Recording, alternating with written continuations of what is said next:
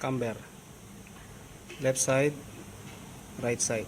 So the caster adjust, so we cannot make it green for the reason we are not using the original tire, so the toe will be hollow. So this is what I'm talking about.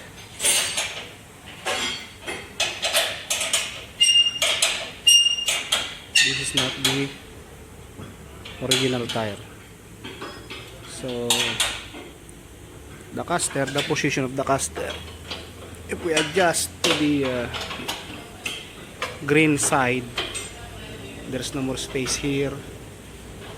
Sorry, there's a space here, but the problem, it was touching on the front, you know. Yes, bro. So if we forward the caster, the position of the tire should be forward. The pointer, it will follow to this area, so we cannot do that. So what we will do, we will try to maximize only the total between the left and right caster.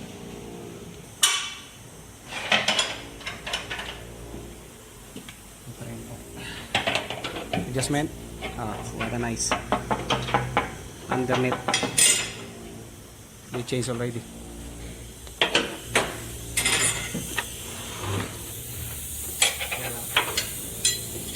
So this is the caster position.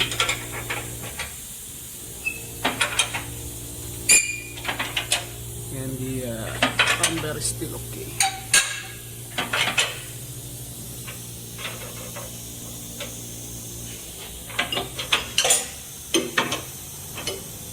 As you can see, guys, it's very rusty.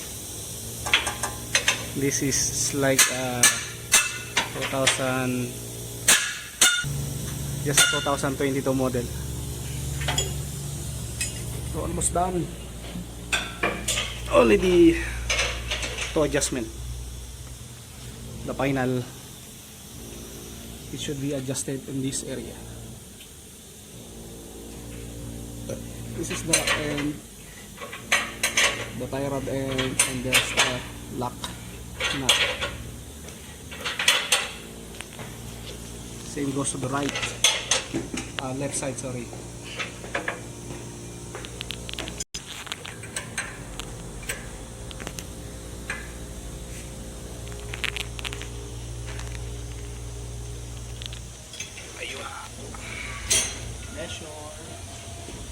So we need to measure the caster.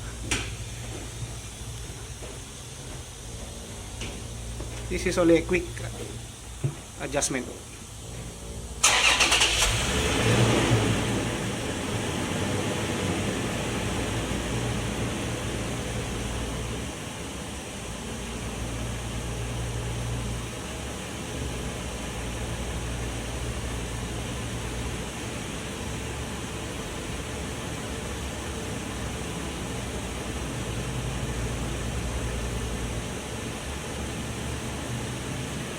Todo mo sa kaliwa. We have a monitor over there also. Okay, diretso. Other side.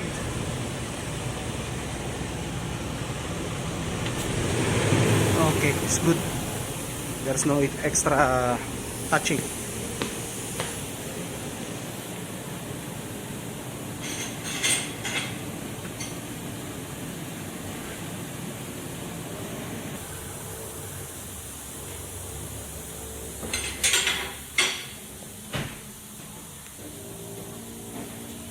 Adjust.